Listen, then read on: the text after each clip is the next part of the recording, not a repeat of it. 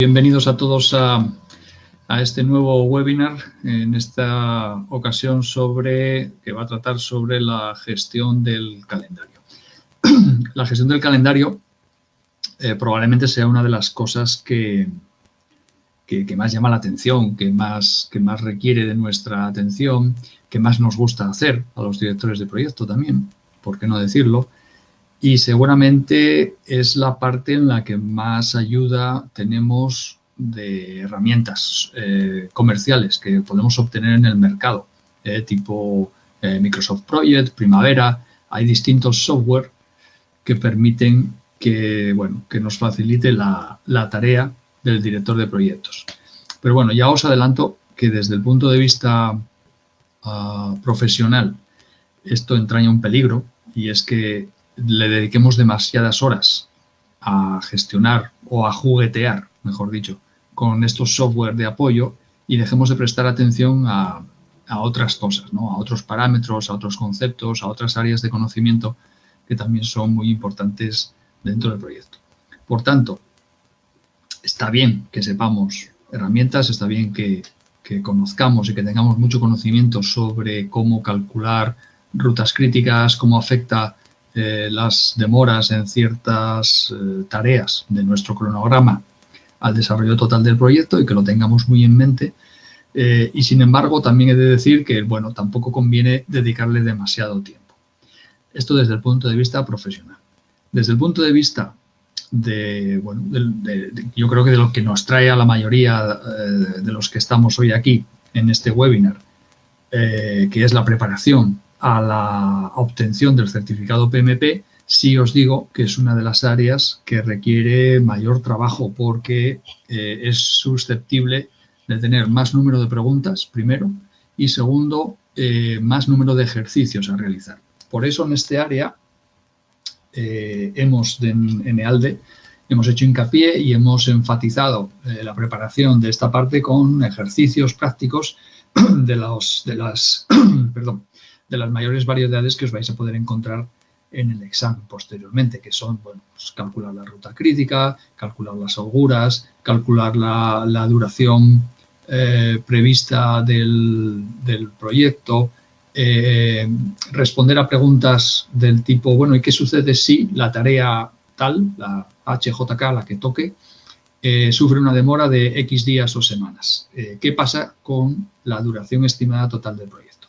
Bueno, todos estos tipos de ejercicios los tenéis en la plataforma, los tenéis a vuestra disposición para poder ejercitaros y sacar conclusiones. Mi recomendación en todos los ejercicios es que primero intentéis hacerlos vosotros con el conocimiento que habéis adquirido de la parte teórica, que si no os salen, evidentemente, pues miréis las respuestas y que los volváis a intentar hacer sobre todo con calma, intentando entender qué estáis haciendo en cada una de vuestras acciones. Hoy vamos a revisar un poco cuál sería un procedimiento estándar para poder hacerlo con garantías de que os salga bien, pero insisto, conviene trabajar, conviene que os hagáis con ejercicios, conviene que lo trabajéis de una forma pausada, con tranquilidad. No os agobiéis por el estrés, que no os entre estrés en obtener las respuestas. Lo que tenéis que hacer es obtener conocimiento. Pensad que ninguno de los ejercicios que hagáis, ninguna de las preguntas que hagáis, tiene mucha probabilidad de ser exactamente igual en el examen. Será muy parecida, pero no será exactamente igual. Por tanto, no conviene aprender de memoria, sino conceptuar, ¿no? O sea, tener bien claros los conceptos que nos van a ayudar a reaccionar el día del examen. Bueno, entramos en materia. Bueno, aquí tenéis los 6 procesos que se desarrollan según el PMI y según su PMBOK cuando tenemos que hacer una gestión del cronograma, del calendario, gestión del tiempo, que también se puede llamar, y lo vais a poder escuchar en esa forma. Estos son los 6 procesos. Planificar, como siempre, planificar. Lo primero, planificar y planificar. Lo segundo, definir las actividades, secuenciar las actividades, ponerlas una detrás de otra. Estimar la duración de las actividades. Una vez que lo sabemos, una vez que tenemos su secuencia y que sabemos lo que tenemos que hacer, hay que estimar la duración de cada una de ellas.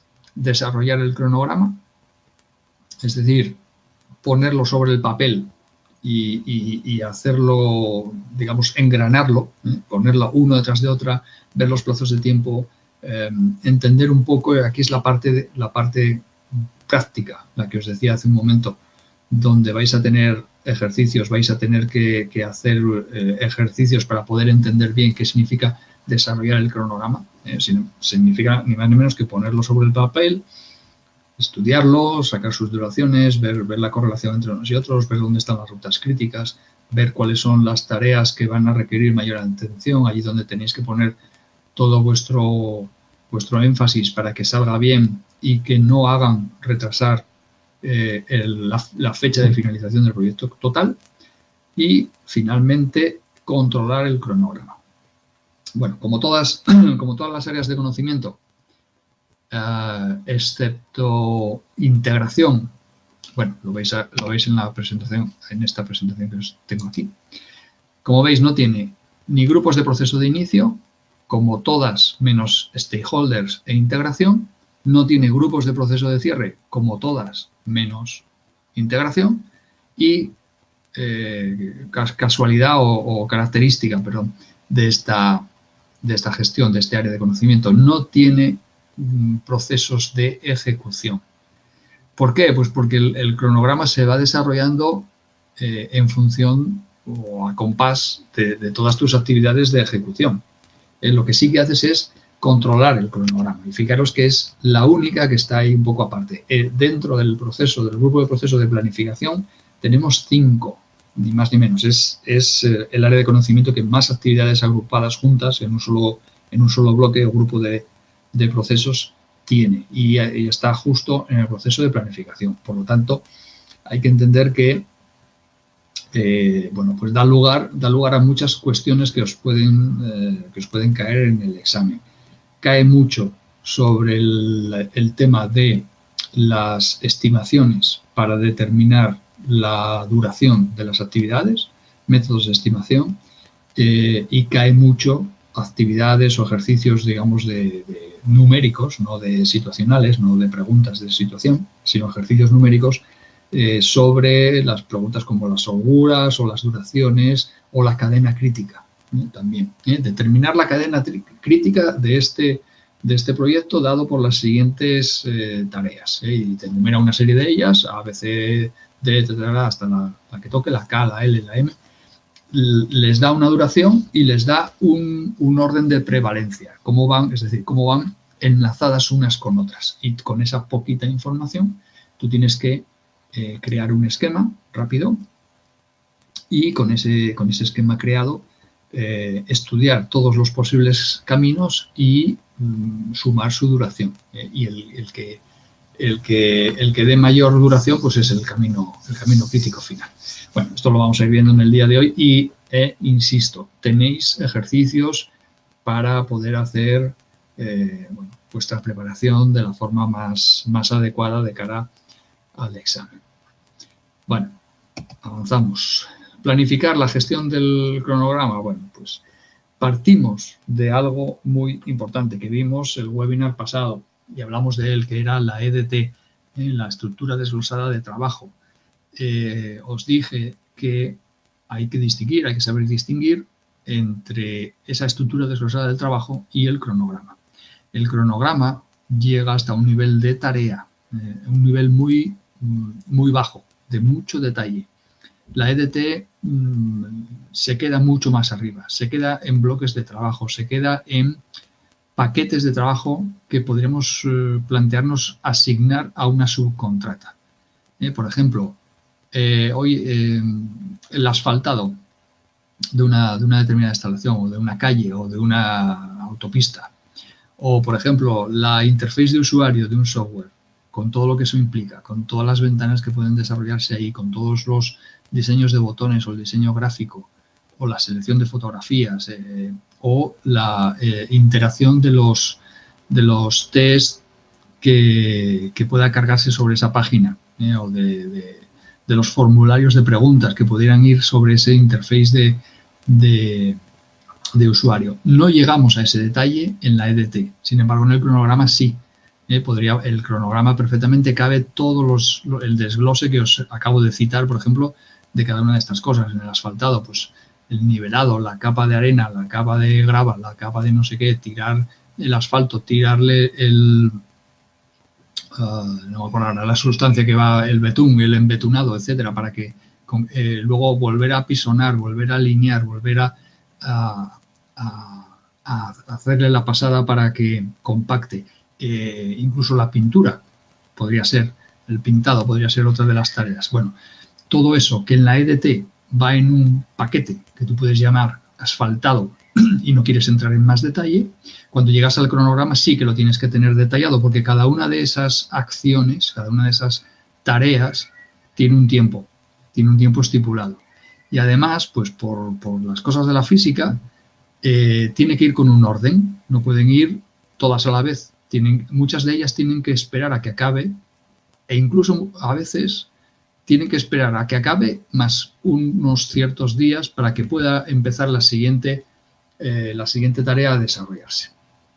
Bueno, por tanto, planificar la gestión del cronograma es algo complejo, de mucho detalle, y que como estamos al inicio de la planificación del proyecto, requiere, como siempre, el juicio de expertos. El que habléis con personas, de decir, oye, ¿esto cómo va? ¿Y tú crees que si lo hacemos, fíjate, tengo el proyecto en tal sitio, en tal país, en tal ciudad, que empiezo en marzo, hay que tener consideraciones del clima, quizás para tu proyecto, otros no, a lo mejor si es desarrollar software, me pasa y a lo mejor el clima no lo hay que tener en cuenta, pero como seguía pensando en hacer la autopista o en proyectos de obra civil, pues sí que a lo mejor si tengo que hacer el proyecto en una determinada época del año, sí tengo que tener en cuenta si eso va a ser posible o no, o con qué problemas me voy a encontrar, o si porque sea una época húmeda y tengo que tirar cemento, me va a tardar más en fraguar que si estoy en una estación seca,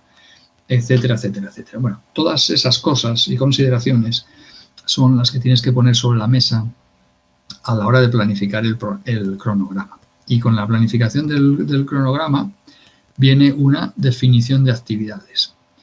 ¿Qué es lo que se hace normalmente? Bueno, pues aparte de recurrir a expertos que sean más afines a tu labor como director de proyecto, que sean más afines a tu punto de vista como gestor de proyectos, también puedes pedirle esos cronogramas individuales o particulares a cada una de las subcontratas que tiene que intervenir en tu proyecto realizando ciertos paquetes o pequeñas partes de paquetes de trabajo. Es decir, al final un cronograma de un proyecto grande es algo inmenso y de una complejidad tal por el grado de detalle que se maneja que es muy difícil que una sola persona y menos un director de proyectos que ve los proyectos de una forma global tenga el conocimiento necesario para poder desarrollarlo todo. Puede hacer una estimación, que es en lo que estamos. Puede hacer una definición de una serie de actividades, pero seguro que se va a quedar todavía un nivel por encima de lo que le puede aportar una subcontrata, que es, digamos, la especialista en cierta parte del trabajo que hay que realizar. Por tanto, conviene muchas veces, como parte incluso de los contratos, se les pide un cronograma. Y luego la tarea del director de proyecto o de los miembros de su equipo, que no es poco, es juntar todas esas piezas en un cronograma de proyecto y darle sentido y darle prevalencias, ¿no? Es decir, reglas de sucesión entre unas actividades o entre bloques de actividades unas con otras. ¿Qué es lo que viene ahora, ¿no? Sería secuenciar las actividades, es decir, qué viene primero y qué viene después. ¿Qué no puedo empezar a realizar hasta determinado momento en función de cómo se esté desarrollando una actividad anterior? ¿Qué quiere decir eso? Habrá actividades que yo puedo realizar en paralelo y eso me viene muy bien porque me hace acortar la duración total del proyecto. Pero en otras ocasiones no voy a tener más remedio que esperar a que se acabe una determinada tarea para poder comenzar la otra. Incluso, como os decía, tengo que esperar a que se acabe y todavía esperar algunos días más para poder seguir con la actividad que le sucede a esa primera actividad. Por ejemplo, el fraguado del cemento es uno de los típicos, ¿no? Es un ejemplo típico. Yo he hecho cemento en mis estructuras, en mis bases de mis columnas de edificación, y yo al día siguiente no puedo empezar a trabajar sobre los pilares. Tengo que esperar a que el cemento frague. ¿Cuánto tengo que esperar? Pues depende. Dependerá del tipo de cemento y dependerá del tipo de clima en el momento en el que estés desarrollando y en el momento y lugar en el que estés desarrollando tu proyecto. Si es húmedo, pues igual te tarda 10 días o 2 semanas. Si es seco, pues a lo mejor son 5 días, una semana. Depende, ¿no? Pero lo que es cierto es que si tú traes a todas tus hormigoneras para echar el cemento hoy, eso no quiere decir de seguro que mañana vas a poder empezar a levantar tus pilares o a trabajar sobre la estructura. Tienes que dejar fraguar todas las cimentaciones. Bueno, los órdenes de prelación o de precedencia que se manejan habitualmente son estos que veis aquí. Esto se utiliza en el método de diagramación por precedencia, el PDM, que es las siglas en inglés. Esto es algo que, bueno, gusta mucho. Como os decía, hay software que te permite hacerlo, pero luego la realidad es tozuda con estas cosas. No quiero decir que por mucho que te empeñes en que una actividad vaya justo detrás de otra y ensamblarlas correctamente, en la teoría sale muy bien.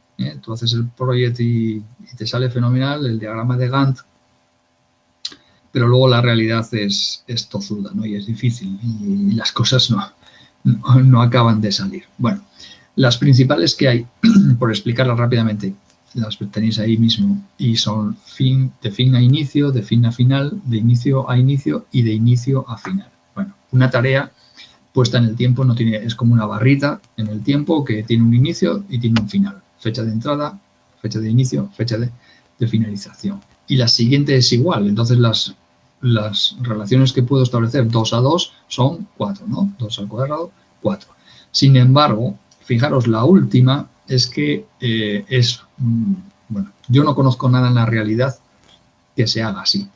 Una relación de inicio a final. Una relación donde yo no pueda iniciar una actividad precedente hasta que finalice la subsecuente, ¿no? La sucesora. Yo todavía no he encontrado un ejemplo en la realidad. Por mucho que me pongan aquí estos ejemplos, es difícil de explicar.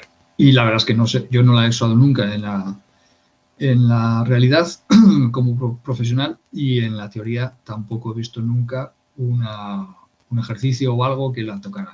Es algo como que parece que tiene que existir, pero nadie es capaz de ponerle un ejemplo realista de existencia, ¿no? Las demás sí, las demás se usan muchísimo, ¿eh? La de final a inicio, sobre todo, hay que esperar a que acabe la primera para iniciar la segunda. La de final a final también, hay que esperar a que acabe la primera para finalizar la segunda. Y la de inicio a inicio, pues también, hay que esperar a que se inicie la primera para poder iniciar la segunda, la sucesora. Bueno, las 3 primeras parecen muy lógicas, sin embargo, la cuarta y final, insisto, en mi vida lo he visto, tampoco he visto ejercicios que inciden sobre ello porque es como algo que es difícil de concebir. La estimación de la duración de las actividades. Bueno, perdón, ¿qué me ha pasado? La estimación de la duración de las actividades es algo que vais a ver tanto en la gestión del tiempo como en la gestión del coste, que es lo siguiente. Insisto, desde un punto de vista práctico, estamos iniciando la planificación del proyecto. O sea, no hemos empezado a poner ni un solo tornillo en aquello que tengamos que hacer, ni programar una sola línea de código, nada. Estamos en nuestras oficinas planificando, pensando a ver cómo va a ser esto, cómo lo aterrizamos, todo este lío fenomenal que tenemos que poner en práctica. Y lo que tienes es papel, mucha información y mucha incertidumbre. Por tanto, necesitas algo que te ayude a por lo menos tener un orden de magnitud, es decir, ¿de qué estamos hablando? ¿De días, de semanas o de meses o de años para hacer alguna determinada tarea? Exagerando, ¿no? Por tanto, lo primero que tienes que tener es eso, bueno, ¿esto cuánto va a ser? ¿Meses, semanas? Una estimación gruesa, una primera aproximación. Eso lo obtenemos por métodos de estimación, por métodos de aproximación. Y esos métodos normalmente los que más se manejan son los paramétricos, los analógicos o los que están basados en 4 mediciones o en 4 puntos característicos, ¿no? O 3, perdón, 2, 3. Tenemos el optimista, el pesimista, el realista. Bueno, los vamos a ver un poco más adelante. Y desde el punto de vista práctico, insisto, vuestro mayor apoyo van a ser experiencias previas de colegas dentro de la empresa, bueno, o fuera, si es que tenéis amigos fuera, pues también valen, obviamente. Lo que os decía, estimaciones de proyectos o de tareas similares en otros proyectos anteriores que hayáis recogido y de los que tengáis información y que podéis aplicar porque es parecido o bien porque podéis aplicar un parámetro, ¿no? Por ejemplo, si hace un año hicimos una autopista de 50 kilómetros y nos llevó, por hacer algo redondo, 10 meses, si ahora tengo que hacer 75, pues una autopista de 75 kilómetros, pues lo más probable es que me lleve 15 meses, ¿no? Haciendo una estimación entre la longitud y el tiempo que llevó a hacer. Bueno, eso sería una aproximación rápida.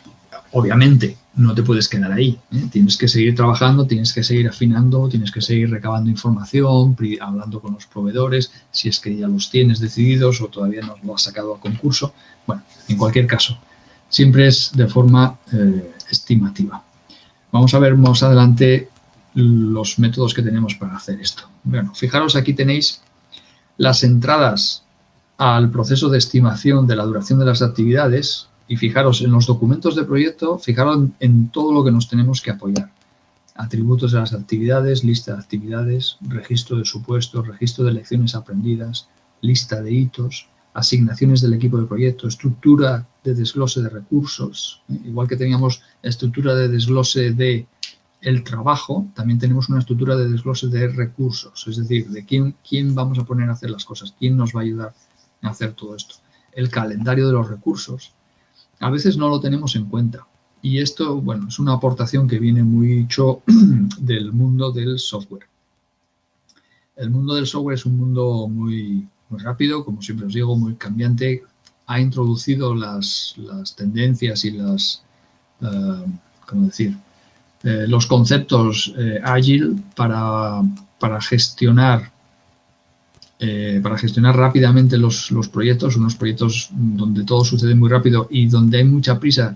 ¿Por qué? Porque el mundo del software es un mundo de grandes cambios, profundos y muy rápidos. Por tanto, tienes que ser muy rápido en hacer el software. Si te lleva mucho tiempo, probablemente cuando salga a la luz ya estará desfasado, ¿no? Alguien tenga algo mejor. Por tanto, tienes que ir muy rápido. Y por tanto, tienes que contratar o contar dentro de tu equipo con auténticos especialistas. Obviamente, como son especialistas, también se les supone ser muy buenos profesionales, estarán muy demandados. Seguramente, dentro de tu organización, otros directores de proyecto querrán contar con algún especialista determinado en una determinada parte del desarrollo de software. Y, por tanto, tienes que tener muy en cuenta su calendario, es decir, cuándo va a estar disponible José Luis para poder hacer la programación de no sé qué, que hay que hacer dentro de mi proyecto. Si no tienes eso en cuenta y secuencias tus tareas sin tenerlo en cuenta, sin tener en cuenta el calendario de tus recursos, te puedes llevar desagradables sorpresas. Esto desde el punto de vista profesional. Y luego, como veis, siempre factores ambientales de la empresa y activos en los procesos de la organización, que os dije que lo vais a ver repetidísimamente, sobre todo en las partes que son inicio del proyecto. Y luego las herramientas que podéis manejar: juicio de expertos, estimación análoga, estimación paramétrica, estimaciones basadas en 3 valores, estimaciones ascendentes, análisis de datos, de alternativas y de reserva, toma de decisiones, establecimiento de reuniones. Las reuniones va a ser un arma absoluta, ¿eh? Un arma que tenéis que manejar muy bien si queréis ir apuntalando el éxito de vuestro proyecto. Sí, las reuniones hablaremos de ellas cuando toque la parte de comunicación y de gestión de recursos, pero bueno, ya os voy diciendo que os recomiendo aprender a hacer buenas reuniones. ¿Y qué es lo que sale de la estimación, de este proceso de estimación? Sale la estimación de la duración, obviamente, la base de las estimaciones, es decir, conviene recoger en qué me he basado para poder decir o para poder hacer mis estimaciones, porque si en el discurso del proyecto, del conocimiento, aparece nueva información mejor que la que tuvimos para sostener nuestras estimaciones, obviamente habrá que rehacer esas estimaciones, ¿eh? Habrá que iterar el proceso de estimación de duración de ciertas actividades porque pues, el conocimiento, la información mismamente ha mejorado. Y luego, actualizaciones de ciertos documentos del proyecto, ¿no? Como los atributos de las actividades, registro de supuestos, registro de lecciones aprendidas. Bueno, esto todo desde un punto de vista teórico, que nos viene muy bien, obviamente, para la preparación al examen. Lo que nos va a venir todavía mejor para la preparación al examen es esto de aquí, ¿eh? Que sepáis los tipos de estimaciones con los que os vais a encontrar más frecuentemente. Estimaciones análogas, que es, he hecho un proyecto similar, tardé 2 años, en este voy a tardar 2 años, 2 años y un mes. Paramétricas, tengo que hacer una autopista de 100 kilómetros, si acabo de hacer una de 200 voy a tardar la mitad. Ascendentes, si resulta que tengo una fase A que tardé 2 semanas, una fase B que tiene que venir luego que tardé 3 semanas, ¿cuánto voy a tardar en hacer una A más B? Voy construyendo hacia arriba, pues la suma de la duración de ambas fases, de las estimaciones de ambas fases o del conocimiento de esas ambas fases que hicimos hace un tiempo determinado dentro de la empresa.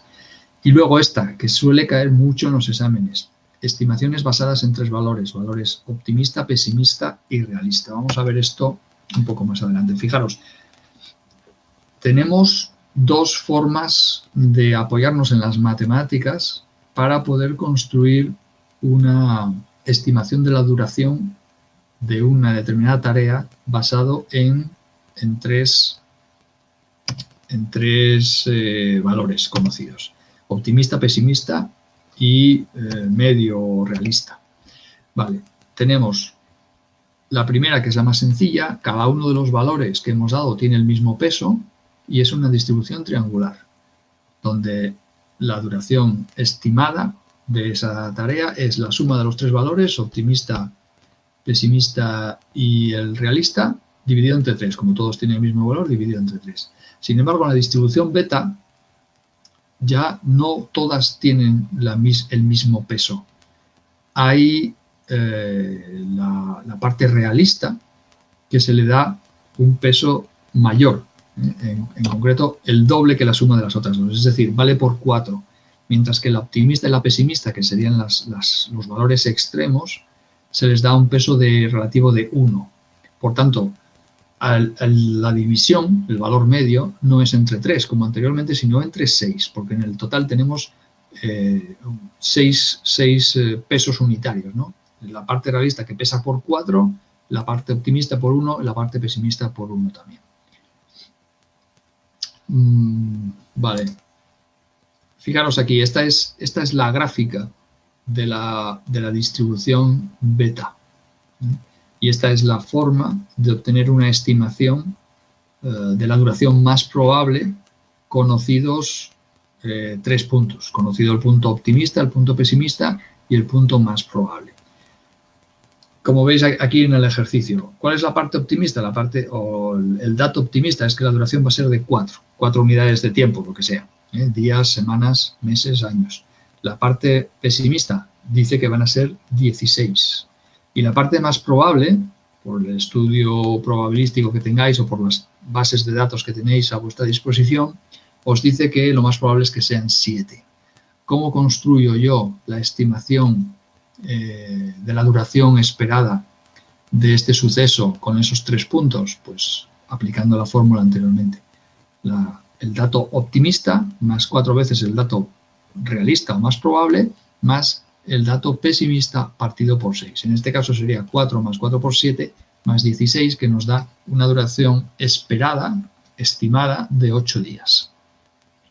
Vale, esto tenedlo muy claro, acordaros de ello, acordaros también de la distribución triangular, donde todas tienen el mismo peso, la suma de los 3 datos partido por 3, porque esto suele caer mucho en preguntas de examen PMP, cae bastante. Y luego la parte de desarrollar el cronograma, que es sin duda la parte que más aplicación práctica tiene, como os decía al inicio del webinar de hoy. Se trata de construir gráficas de forma rápida, que os ayuden a hacer una estimación de tiempos y del cálculo de las holguras, y que bueno, seguro que cae, por lo menos 1 o 2. Además, os diré que últimamente la tendencia del examen del PMBOK es a que pueden caer 2 o 3 preguntas de un supuesto y se repite el supuesto, con lo cual no tenéis que, si hacéis el cronograma, si hacéis el desarrollo del cronograma de inicio, no tenéis que hacer otro diferente. Es decir, ese desarrollo de cronograma, ese desarrollo de las tareas, secuenciación, estimaciones de duraciones, la duración más temprana, la más tardía, todo lo que vayáis trabajando os va a servir. Más información os doy. Cuando os presentáis al examen, bueno, entráis en un aula que está muy protegida, que hay una taquilla al inicio donde dejáis todo lo que lleváis encima, os pasan una pistola de estas de detección de metales por si lleváis una calculadora, chuletas o lo que sea. No podéis llevar nada, ni la cartera ni las llaves de casa, lo dejáis todo en la taquilla. Solo entráis con vuestro carnet de identidad para identificaros. Os dan, me parece que son 5 hojas y 2 lápices para poder escribir. Eso es con lo que podéis escribir. Antes de iniciar el examen, tenéis 15 minutos para escribir en las hojas, hacer lo que llaman en el PMI, perdón, una descarga de memoria, es decir, pues os aprenderéis de memoria el esquema de los 49 procesos. Como os voy mostrando parcialmente, pero completamente desarrollado, os lo aprenderéis de memoria. Aprovecharéis esos 15 minutos para volcarlo y escribirlo en una hoja, podéis hacerlo. Y podéis escribir, por ejemplo, las fórmulas principales del Earned Value Management, del sistema, el sistema de valor ganado, que veremos más adelante. Podéis dejar también las fórmulas estas de las estimaciones triangular y beta. Bueno, todas las fórmulas que tengáis en vuestra cabeza y que no queráis que el estrés y los nervios os traicionen y lo hagáis mal. Y para lo que lo vais a utilizar también, yo os recomiendo que lo utilicéis, es que cuando os salga el primer ejercicio relacionado con la secuenciación o el desarrollo del cronograma, lo pongáis en papel y pongáis todos los datos que tengáis en ese momento en el papel, porque es muy probable, es casi seguro, que las siguientes preguntas que haya sobre desarrollo del cronograma se basen en el mismo supuesto anterior. Por tanto, si ya lo tenéis hecho, estaréis ahorrando un tiempo precioso que vais a agradecer luego más tarde poder tener, pues, para lo que sea, para repasar o para no ir con tantos nervios por lo menos. Bueno, entonces, dicho esto, de cara al examen, que, a ver, pues aquí me parece que me he saltado, no, desarrollar el cronograma. Bueno, ahora veremos más ejemplos. Desarrollar el cronograma, fijaros también, tenemos un montón de entradas, un montón de cosas que hay que tener en cuenta. Sobre todo, la lista de actividades, los registros de supuestos, las bases de las estimaciones, la estimación de la duración, etcétera, etcétera. Bueno. Luego, en cuanto a herramientas y técnicas que tenemos, es importante las de análisis de escenarios, ¿no? ¿Qué pasa si? Lo que dicen los americanos anglosajones, what if, ¿no? ¿Qué pasa si? ¿Qué pasa si cambiamos cosas? ¿Qué pasa si adelanto o retraso? ¿Qué pasa si se me retrasa una entrega o de repente una tarea tiene más duración que la que estimaba? ¿Cómo afecta eso en la duración total de mi proyecto? Adelantos y retrasos, compresión del cronograma. Bueno, la técnica de compresión del cronograma también suelen preguntar sobre ello en preguntas de situación. Es decir, normalmente te van a plantear una situación en la que estás apurado de tiempo. No llegas al final del proyecto, estás con apuros para entregar a lo mejor un hito parcial y se te propone que hagas una compresión del cronograma, que no es ni más ni menos que poner en paralelo todas las actividades que puedas en un plazo determinado de tiempo o en el total del proyecto, de lo que te quede de hacer el proyecto. Bueno, tenéis que saber que esto es posible, pero primero, conlleva un riesgo, incrementa los riesgos sobre el proyecto.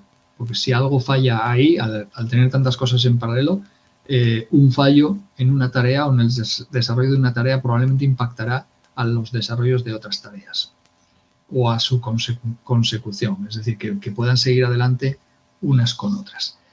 También incrementa mucho la tensión sobre el equipo, porque de repente algo que íbamos a tener estirado, por ejemplo, imaginaros, en un mes de tiempo, de repente lo comprimimos y nos va a durar 3 semanas. Eso quiere decir que el estrés sobre los miembros del equipo, sobre las personas, es superior.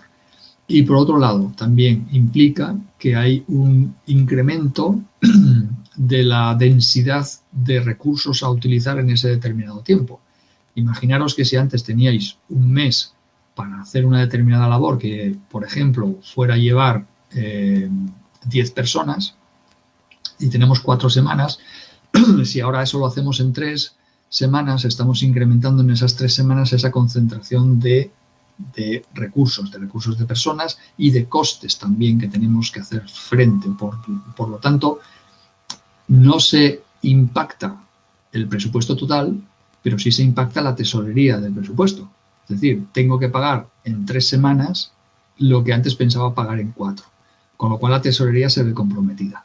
Eso hay que tenerlo en cuenta como efectos colaterales de la compresión del cronograma, porque nos pueden preguntar sobre esos efectos colaterales en el examen, como una pregunta situacional.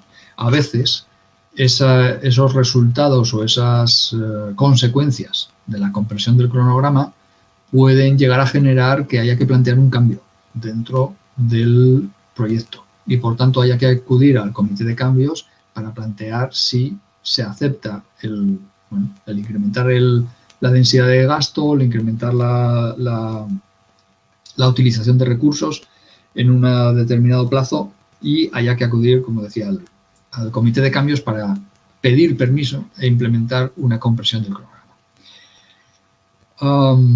Bueno, sobre esto creo que nada más. Quiero llegar a la parte práctica porque no quiero dejar de enseñaros cómo se resuelven estas cosas, porque yo creo que es lo que con más probabilidad va a caer, seguro. Cuando estás desarrollando el cronograma, haces 2 estimaciones. Una hacia adelante, es decir, con el paso del tiempo, en el mismo sentido en que avanza el tiempo, y otra hacia detrás. Es decir, cuando llegas al final, dices, bueno, ahora vamos para atrás, vamos a recalcular de atrás adelante cómo sería todo el desarrollo del proyecto. Lo vais a ver ahora sobre el ejemplo. En cuanto llegue, vale. El método de la cadena crítica, también importante, por lo menos que lo conozcáis. Es un método de programación, es un método de cálculo, un método de gestión de las tareas. Se gestiona a través de las holguras de las tareas. Es decir, se localiza las tareas de menor holgura y se empieza a gestionar esas tareas. Las tareas que tienen menor holgura, por ejemplo, holgura 0, son las que constituyen la cadena crítica. Es decir, aquella que, si sufre algún tipo de retraso, va a impactar sobre la duración total del proyecto. Lo que dice el método es que si tú atiendes a una buena gestión en esas tareas que forman parte de la cadena crítica, has salvado el proyecto, porque digamos que has atendido a la duración estimada del proyecto, a la duración final. Si alguna de las tareas que están dentro de la cadena crítica sufre retraso, ya estás impactando al tiempo total estimado para el proyecto y por tanto probablemente ya no llegues a tiempo, a no ser que bueno, consigas un poco de colchón de tiempo de alguna tarea allí donde lo tuvieras, ¿no? Si es que lo diseñaste así.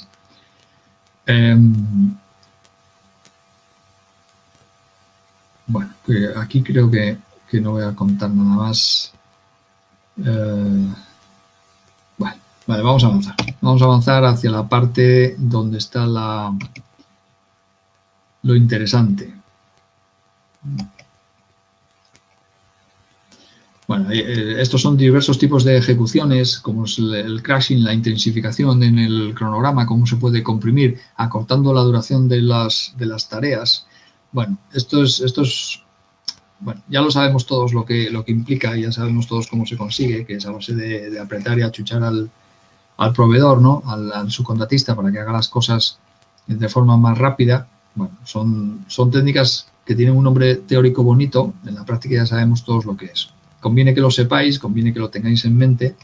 Intensificación, fast tracking o ejecución rápida, que consiste en paralelizar, que es, vamos, también lo de toda la vida. Lo que pasa es que con el nombre en inglés parece todo mucho más bonito, pero desde luego no han descubierto nada todavía.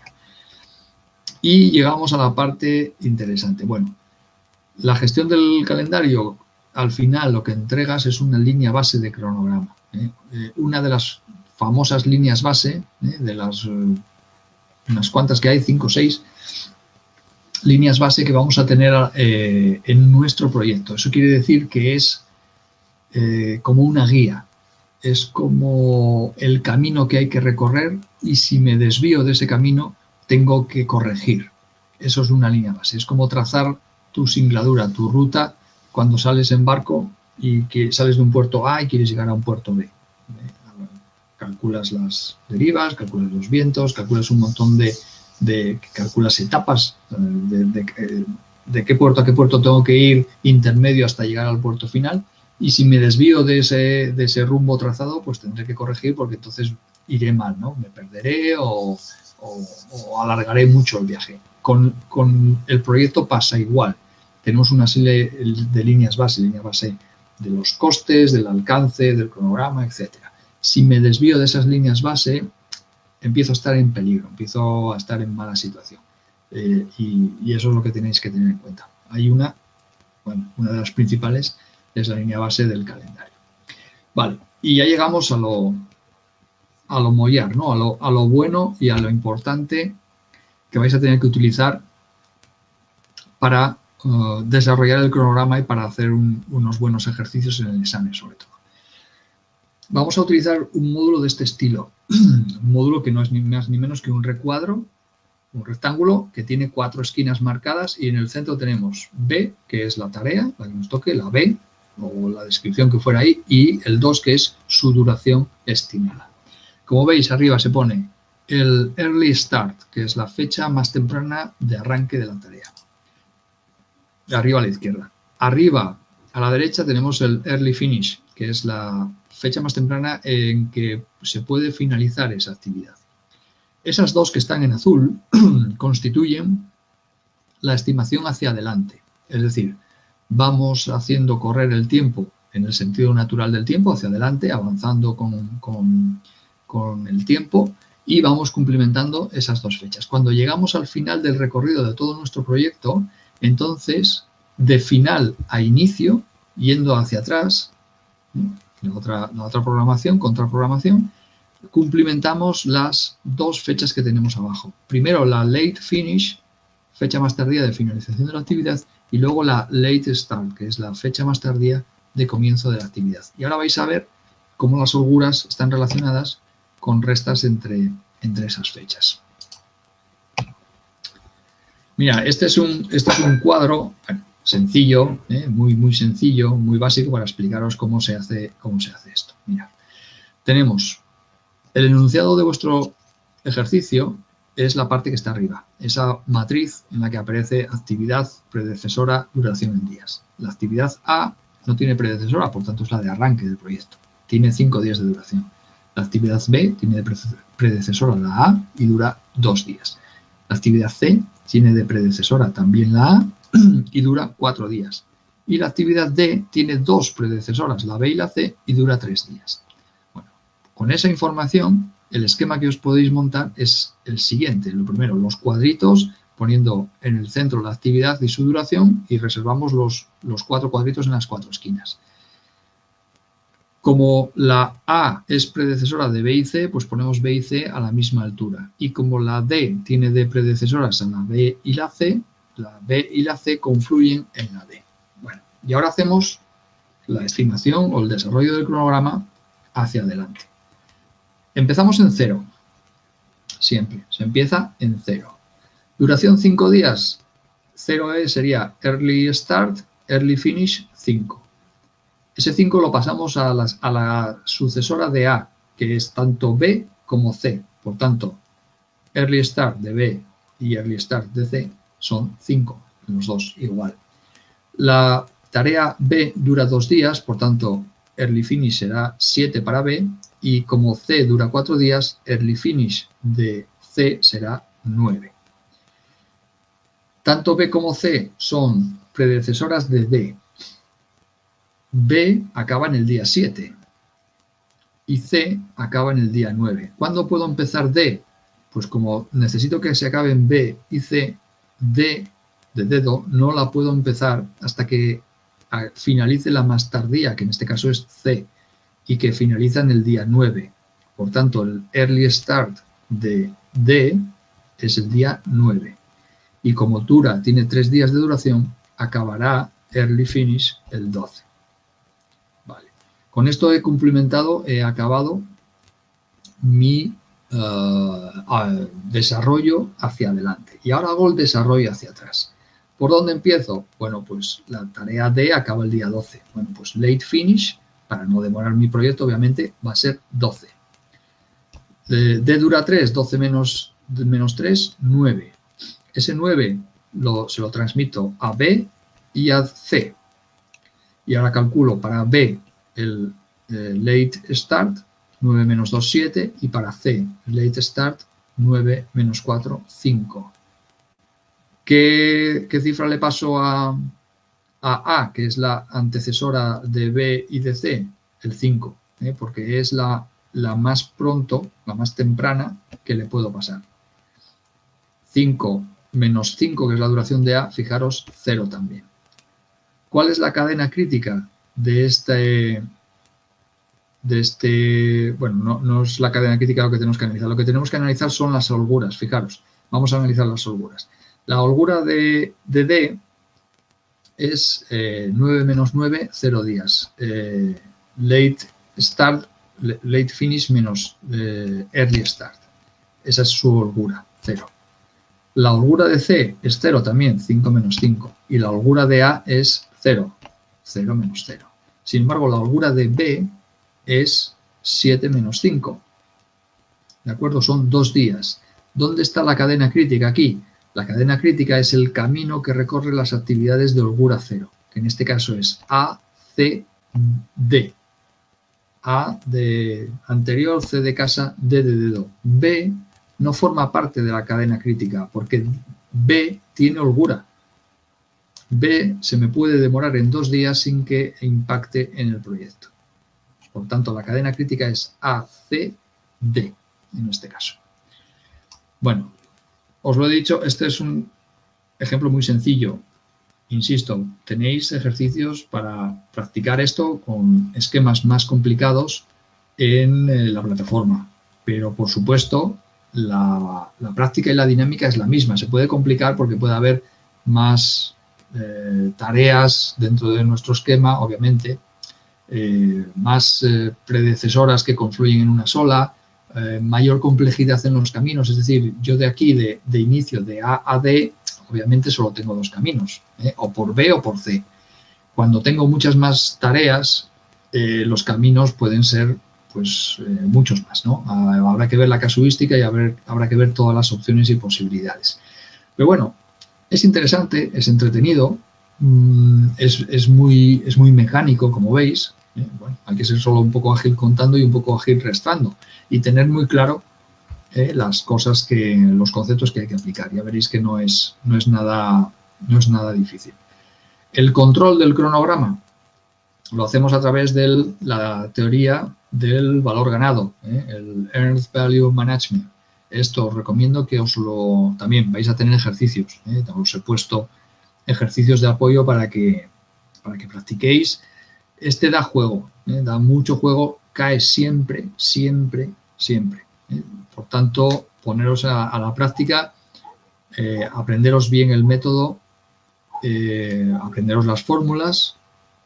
Como os decía, tenéis un tiempo para descargarlas, hacer una descarga de memoria y plasmarlas para que no os equivoquéis, pero sobre todo entended qué es lo que aporta cada una de las fórmulas, qué aportan los índices, qué aportan las diferencias, cuál es el significado, porque sobre eso os pueden preguntar también.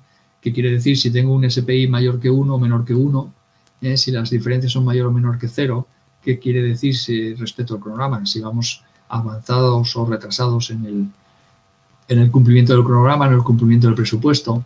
¿Qué valor estoy obteniendo por cada euro invertido? Eso es un concepto también que es conveniente que tengáis muy claro, porque a veces lo preguntan también en esa dirección. Bueno, y para finalizar, no quiero acabar sin que veamos una pregunta de examen, como todos los webinars. Vale, perdón. Vaya.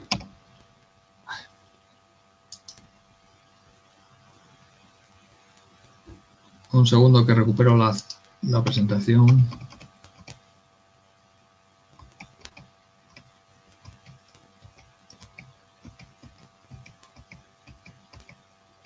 La pregunta la subí ayer, como siempre, al foro para que la pudierais ver con un poco de antelación. Aquí está. Venga, esta es la situación. Trabajas en un equipo de proyecto descentralizado.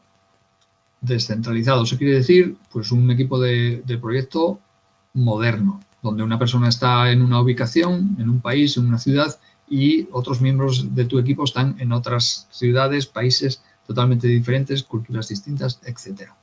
Unos están en las oficinas de Chicago, otros en las de Madrid y otros en las de Barcelona. Es habitual enviarse correos electrónicos y notas explicativas para comunicarse entre los miembros del proyecto. ¿Estos son ejemplos de comunicación? Bueno, obviamente, si estás enviando correos electrónicos y notas explicativas, verbal no es. Recordaros que hay muchos tipos de comunicación, entre la mayor distinción, la verbal y la no verbal. Esta verbal no es, esta es escrita. Ahora, la distinción estaría en saber si es informal o si es formal. Bueno, ¿qué ejemplos hay de comunicación informal? Bueno, pues enviar un WhatsApp, o enviar una nota de Skype, enviar un correo electrónico donde tú comentas ciertas cuestiones técnicas o no técnicas, lo que sea, relativas al proyecto. ¿Eso es comunicación formal o informal? Bueno, mirémoslo desde otro punto de vista. ¿Qué es una comunicación formal por escrito? Pues es una comunicación que tiene peso, ¿no? Que tiene entidad, que tiene respaldo, que comunica conocimiento o que pide realizar determinada acción. Comunicación que es corporativa, que pertenece a la empresa y que pone en conocimiento de los empleados, bueno, pues para que, por ejemplo, se respeten normas o, por ejemplo, para que se tomen acciones en una determinada dirección o para que se respeten ciertos condicionantes, ciertas FAEs que se imponen como norma corporativa interior a la empresa. Eso es una comunicación formal o una comunicación pues no sé, sobre aspectos que son obligados por contrato del proyecto.